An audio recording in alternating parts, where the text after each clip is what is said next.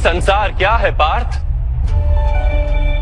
मानव, दानव, पशु, पक्षी, जंतु, कीटक, मत्स्य, वृक्ष, ये सब कैसे बनते हैं? किन पदार्थों से इनका जन्म होता है? कैसे चलते हैं, कैसे जीते हैं? मृत्यु कैसे होती है इनकी? और मृत्यु के पश्चात क्या होता है?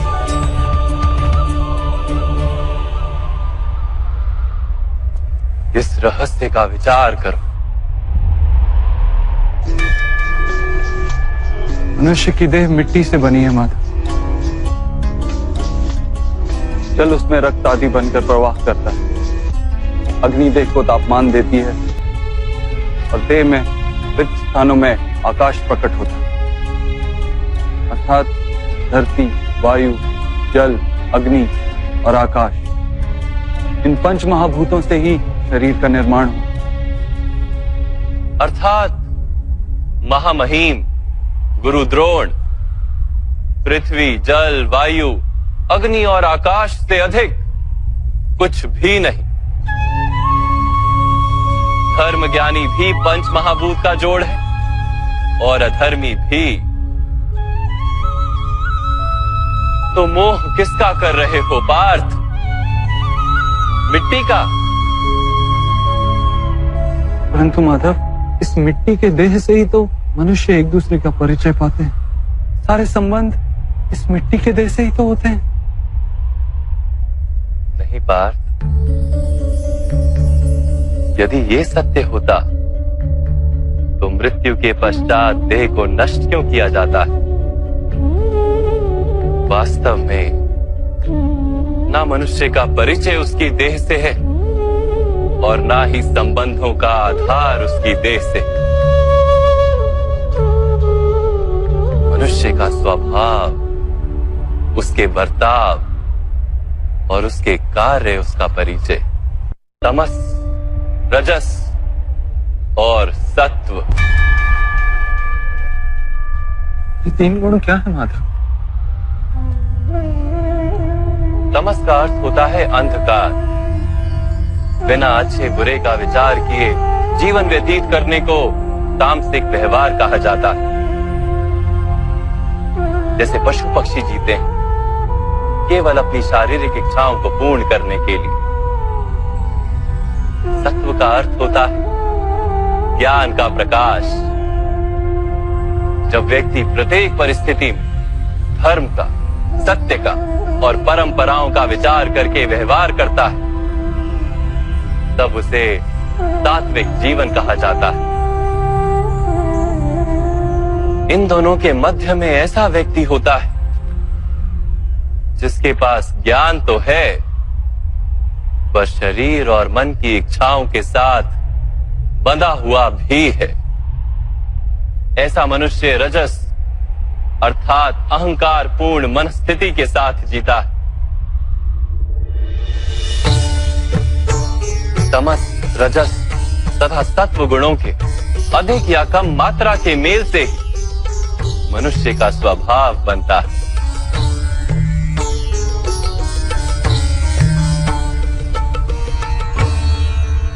सामने देखो पार्थ,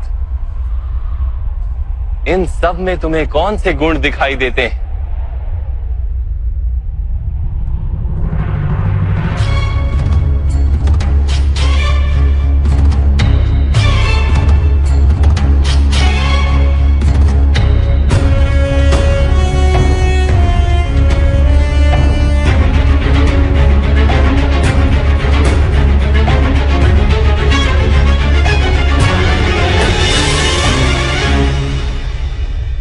युवराज दुर्योधन धर्म जानते हैं परंतु वहन नहीं करते। उनके जीवन का केंद्र अहंकार, अर्थात उनमें तमस कम है, रजस अधिक है और सत्वगुण पूर्णता नहीं।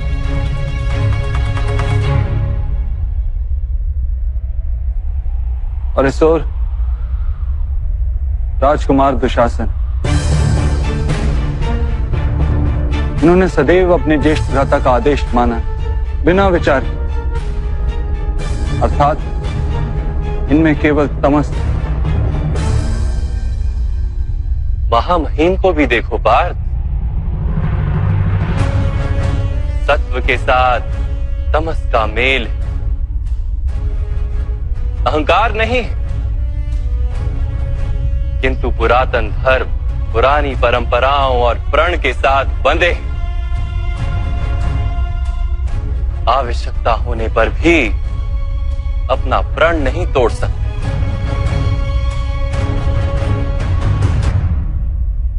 गुरु द्रोण को देखो, ज्ञान और अहंकार दोनों ही हैं। ज्ञान तो मनुष्य को मुक्ति दिलाता है, किंतु इनका अहंकार इन्हें मुक्त नहीं होने देता।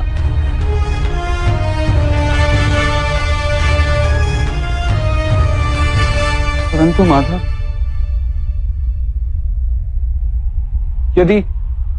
यदि मनुष्य का स्वभाव इन तीन गुणों का मेल है, तो फिर मनुष्य का व्यवहार पहले से ही निश्चित है। सिंह हिरण को खाएगा ही, और हिरण सिंह से भयभीत ही होगा। तो फिर धर्म की प्रशंसा क्यों? अपराध का दंड क्यों? उसका क्या तात्पर्य है?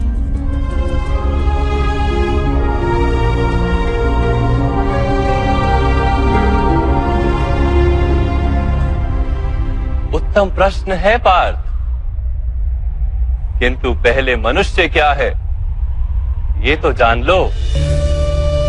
मनुष्य केवल 5 महाभूत नहीं, 5 पदार्थ नहीं, 5 ज्ञानेंद्रियां, 5 कर्मेंद्रियां तथा 3 गुण, ऐसी 23 वस्तुओं का मेल भी नहीं।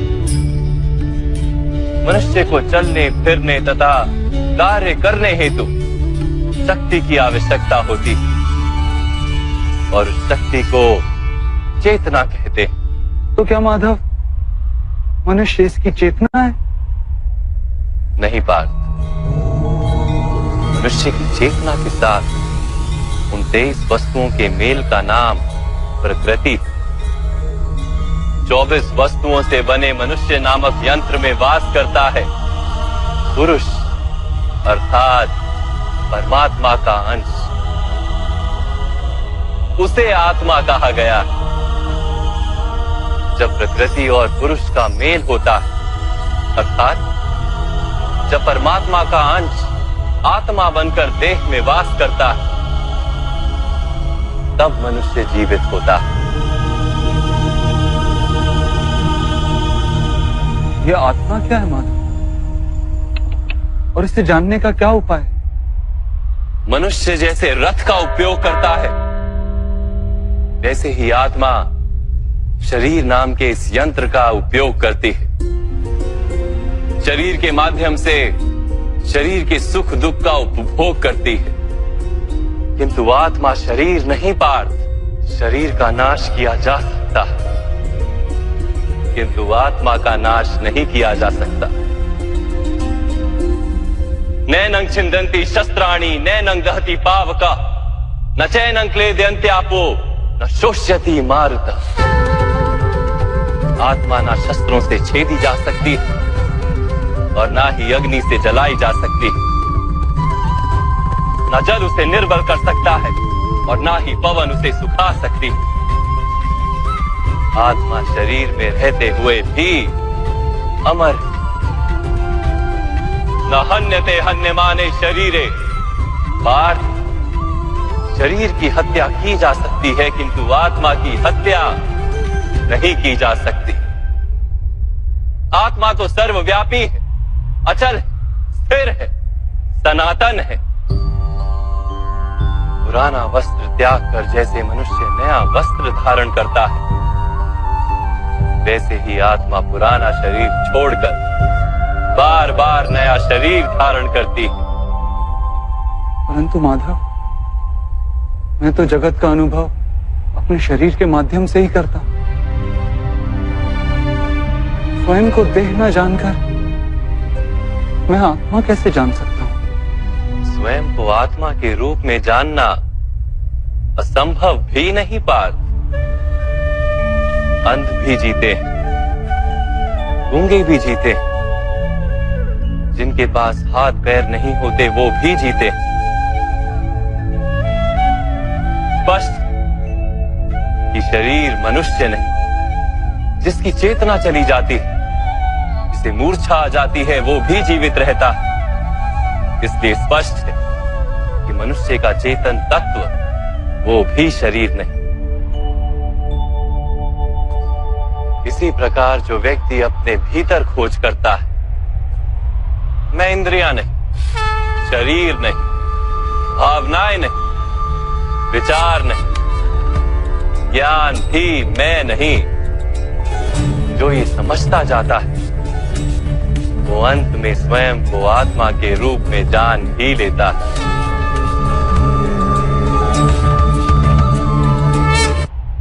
ये आत्मा का क्या कार्य है माधव? जब पर ब्रह्म के भाग हुए, पुरुष तथा प्रकृति बने, तब पुरुष अर्थात परमात्मा के अंश ने आत्मा बनकर प्रकृति की प्रत्येक वस्तु में वास किया। उस आत्मा को मोह तथा अंधकार ने घेर लिया पार। उस मोह निद्रा से जागृत होकर स्वयं को परमात्मा का अंश जानना ही आत्मा का कर्तव्य, उद्देश्य और जीवन कार्य। परंतु माधव, यदि हर आत्मा परमात्मा का अंश है, तो क्या उन्नति और अवगति स्वयं परमात्मा कर रहे? जिस प्रकार कीचड़ में पड़ा रत्न चमकता नहीं, वैसे ही प्रकृति के 24 पदार्थों से घिरी आत्मा को विस्मरण हो जाता है कि वो परमात्मा का अंश है। अधिकतर आत्माएं अपनी देह को ही सब कुछ मानती हैं, स्वयं देह से भिन्न है ये जान ही नहीं पाती। शरीर को जो सुख, दुख, स्वाद, गंध आदि का अनुभव होता है, उसे अपना अनुभव मान लेती और बदलाव का प्रयास ही नहीं करती।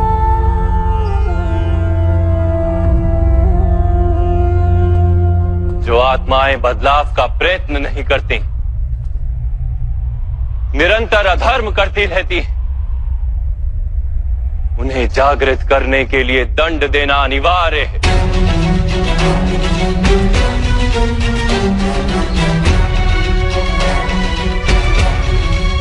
तुम भी ये जान लो पार्थ कि तुम शरीर नहीं, केवल एक आत्मा। इस रणभूमि में दिखाई देने वाला प्रत्येक योद्धा वो नहीं जो तुम उन्हें मानते हो। कुछ समय के लिए इन सब ने शरीर में वास किया, इनके शरीर मरेंगे, किंतु ये सब अमर, वो पुनः नया शरीर धारण करेंगे। जब तक स्वयं को शुद्धात्मा के रूप में जान नहीं लेंगे, जब तक अधर्म का त्याग करके धर्म में दृढ़ नहीं होंगे, तब तक ये जन्म लेते और मरते रहेंगे। यही ब्रह्म विद्या का प्रथम